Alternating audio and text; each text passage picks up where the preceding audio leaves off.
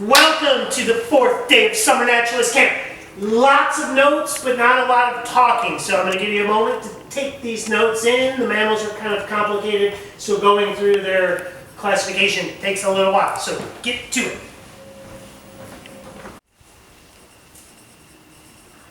Is it the same material each year? To a degree. I mean, like the story, it always changes. Okay. Like what I'm doing this year and stuff like that. Did I do it exactly like this? Do you ever have kids who are from back area? All right, you guys got it? A lot of notes. Class Mammalia. So, of course, we're in the kingdom Animalia, your least favorite. We will get to blue-green algae quarter, I promise. Latin mamma, breast. So all mammals feed their young from a breast or a teat or whatever you want to call it. And so they feed on milk. The mammals with their really highly developed nervous systems, and they have numerous adaptations which allows them to occupy almost every environment on Earth that supports life. And thus the reason the classification is so crazy, because they've really have so many different body plans and so many different ways to take advantage. And part of that, we're going to get to in just a second, has to do with the fact that mammals really had a wide open landscape when what disappeared? Talked about on Tuesday. Dinosaurs, which allowed them to fill all these niches, which allowed them to really get very diverse body forms. So Kingdom Animalia, Phylum Chordata, Subphylum Vertebrata, backbone, Class Mammalia. There's really two subclasses. Prototheria before meat-eating. Those are the egg-laying mammals. Duck-billed platypus and spiny anteater. Yes, they are mammals that actually do lay eggs. And then the main class of mammals that you all know, subclass Theria, wild beast Theria, wild animal. I didn't actually put that in for your Latin, but that's what it is. So before that, and then that, wild animal. Infraclass, that means above class, is the Metatheria, order Marsupial, pouched mammals. What pouched mammal can you see around here? Possums. We're going to get back to the possum. In fact, we'll have them look over us so I don't forget. Actually, it's the mammal with the most teeth. There you go. The possum. It's crazy. And then we have the infraclass Eutheria, placental mammals. Of that, you have the insectivores, insect-eating shrews and moles. We once found a mole. It was really cool. I should get a mammal book. All right, so when you get to the insectivores, shrews and moles, if you look at this, we once found an eastern mole.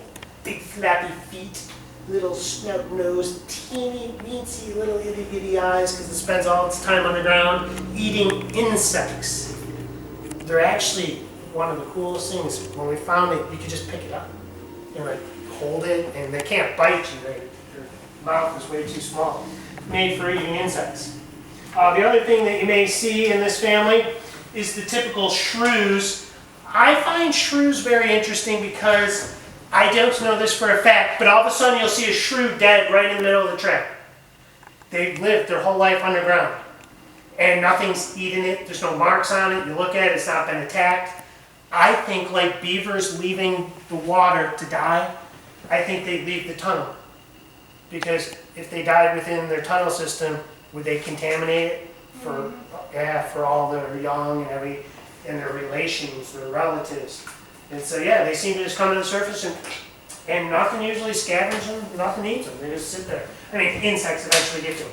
So that's those animals. And then some of our favorite, which we're going to see in a minute, we're going to see a red bat. We have the chiropterans, all flying mammals, famously known as bats. We did do a bat survey in 2016. We'll talk about that. Well, we'll show you a picture from it. Anyway, bats. Okay, we don't mean to depress you, but it's kind of a sad story. So in 2016, we did to see what bats still existed on the mountains. Wish we would have done it in 1990 before there was a fungus that got introduced and basically causes white nose syndrome and gets into all cave-dwelling bat populations. Let me show you a cave-dwelling, well here, big brown bat, red bat. They overwinter in solitude and trees and everything else, so they've been kind of unaffected.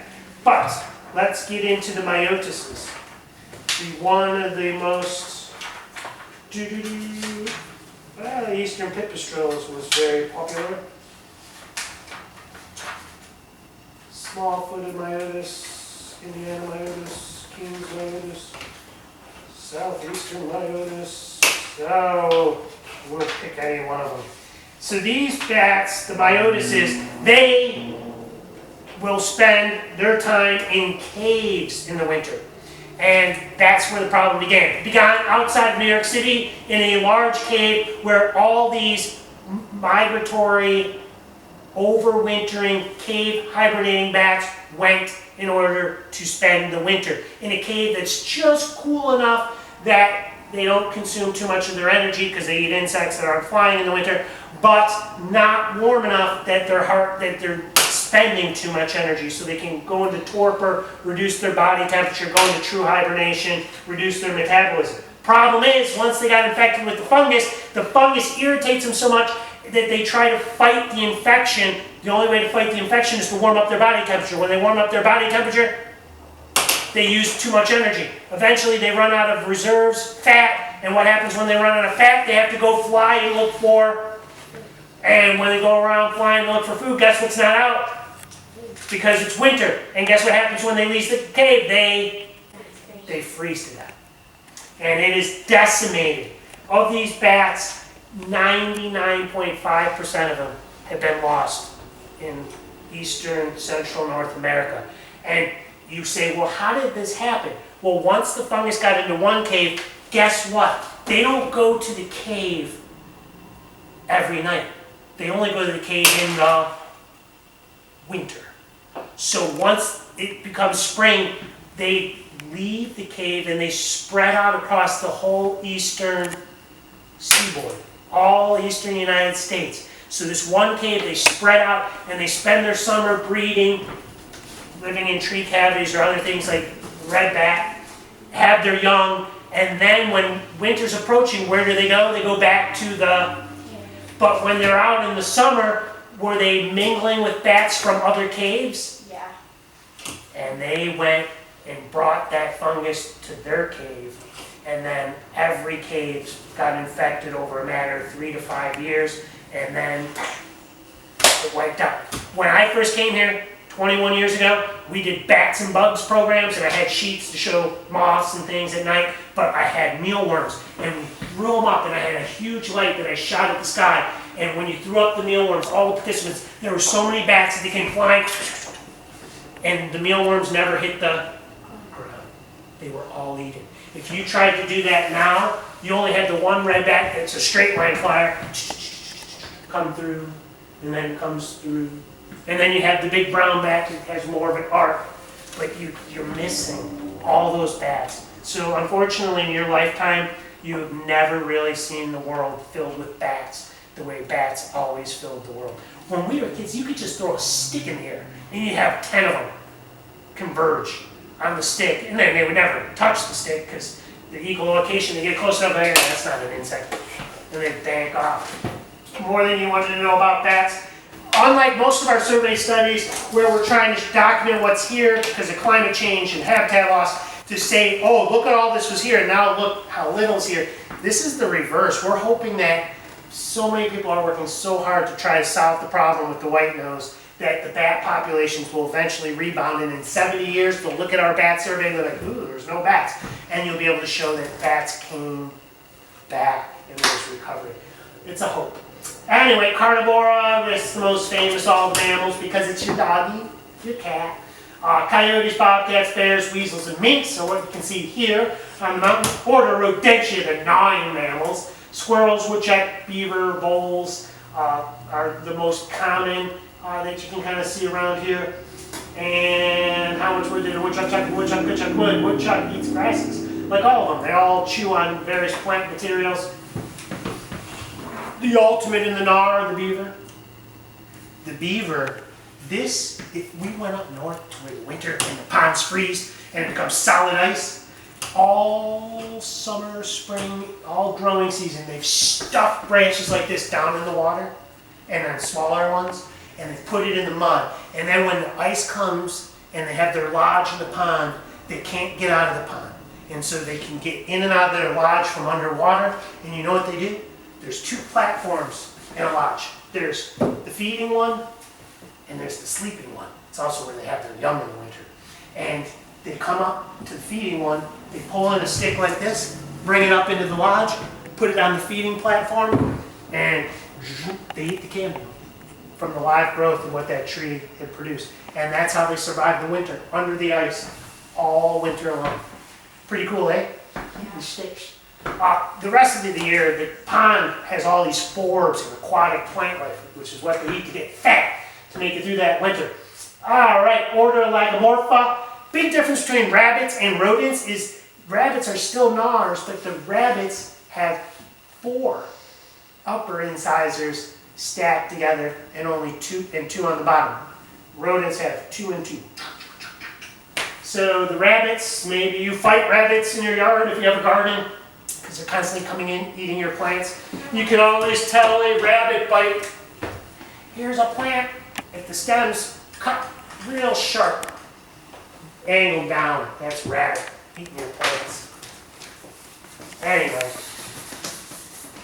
rabbits, when I first came here, there wasn't a lot of rabbits around. Over the last 5 years, rabbits, they've had really good numbers. Order Parasitdactylia, the odd-toed, hoofed mammals. That would be your horses, zebras, rhinoceroses. I bring that up because we live in horse country. There's horses everywhere, so you might as well know that order. We're not going to see zebras or rhinoceroses around here. And then the Artiodactyla, the even-toed, and that's, of course, your friend the deer. If the angle of the plant cut is a little less severe, that's the deer eating your plants.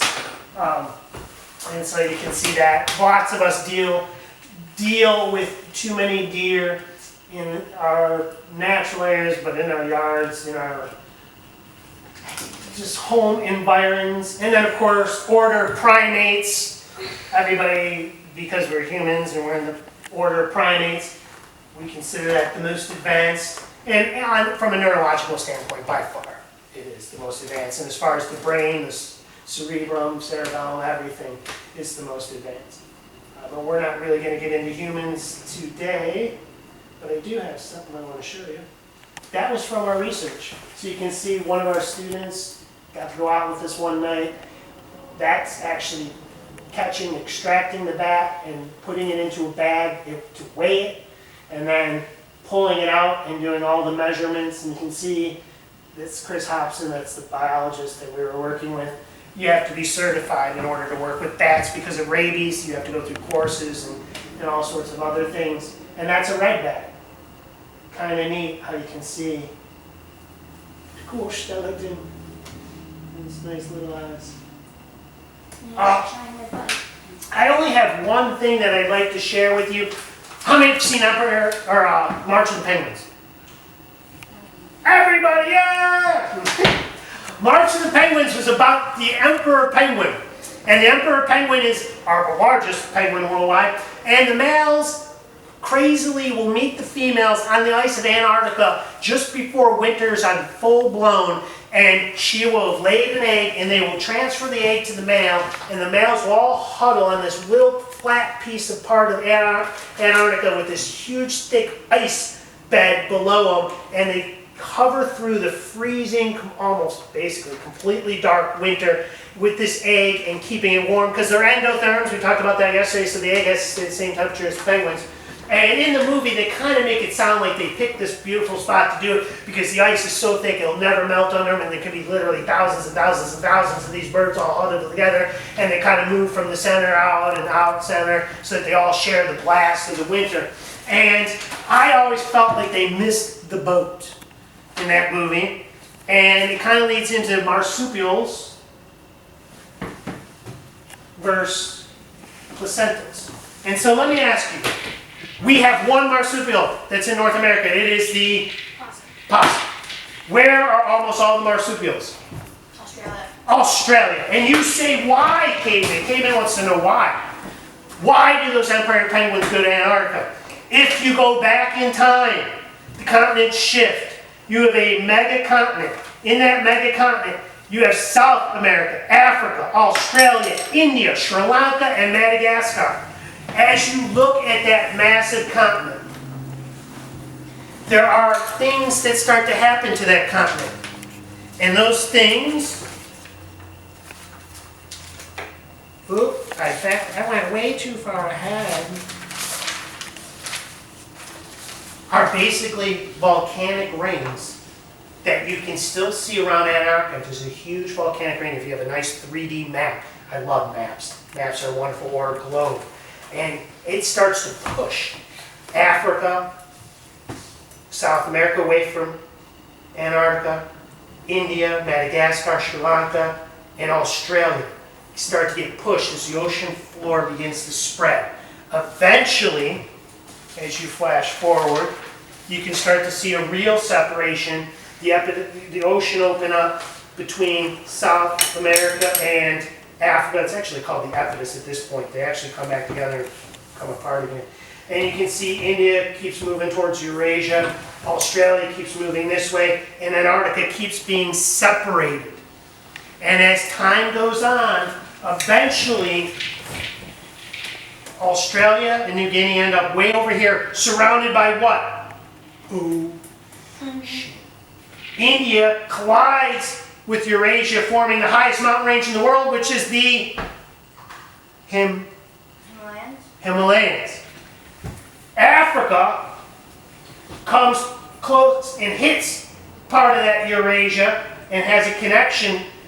Madagascar, boom, breaks off of Africa. This happened so long ago, they've been separated for 200 million years. Madagascar sits there, but its life, not 200 million years, only 200 miles away. Its life on Madagascar is more like India, that it was attached to much longer than it ever was Africa. It makes it one of the most unique, endemic museums on the planet. There's more original, especially primate life, but other things that scientists have gone to study at Madagascar for really probably centuries. But Madagascar completely unique, evolutionarily closer to India, but yet only 200 miles from Africa. It also leaves South America here, and look at what that ring does. It puts Antarctica right at the South Pole. Antarctica, those penguins aren't there because it's the great ice and they can reproduce this way. They are the last holdouts. They are the last of the ancestry to say, I refuse to leave Antarctica. Antarctica, as far as animals that live there, which also included a lot of marsupials, is the greatest extinction event on any continent ever to hit Earth. It eliminated everything except that which lives in the underground water or whatever things that we don't really even know. Everything else went extinct except the emperor penguin, who doesn't really live there but still fights through that winter to reproduce there before then going in the oceans and feeding. So they kind of missed the boat on sharing why they're there. They're the last holdouts. Anyway, South America, Antarctica, Africa, India, Australia, New Zealand, all are where the marsupials of the mammal lines evolved. The pouched mammals. Guess what happened? Eventually South America gets touched to North America. All of Eurasia is where the placental mammals. And they have a great advantage, which we will, as you get older, talk about more and more, because this is east-west land masses versus north-south, smaller, but north-south, completely south. There's much more competition here. And when Africa hits, boom, placentals take over, kill all marsupials. When North America, the land bridge opened up, guess what? All the placentals that had greater advantage through the geography of east-west and more competition, they come down here and they eliminate all the marsupials. Only one marsupial invades into North America, while all the placentals invade into South America. And what was the one marsupial? possum. So next time you look at a possum, think of it as the miracle. The possum is the one marsupial that can actually fight and compete and live and come into the placental-dominated northern hemisphere of what was once Eurasia. Pretty cool, eh? Why does Australia still have marsupials? It has no connection with Eurasia. It's isolated. Is it isolated anymore? What have we brought over? Rats, all sorts of placentals. But it is still the home of the marsupials because it was the last continent that was isolated where marsupials came to be. Questions? All right, we're just going to go see whatever mammals we can, but let's face it, you guys are hot. It's a hot day. We're going to want our water shoes. We're going to want to be in the stream. We're going to want to watch the squirrels as we get wet and explore and look for anything that we can find out there. If we find deer or any mammals, what we're really looking for, especially along the streams or any trail or any corridor, is not really the mammal. What are we looking for? Marsupials? No. What comes out of mammals after they eat? Scat. So we'll try to figure out what mammals are running around this landscape by looking for poop. Scat. All right, go get your lunches, your snacks, everything that you need to spend the day out there. Ready,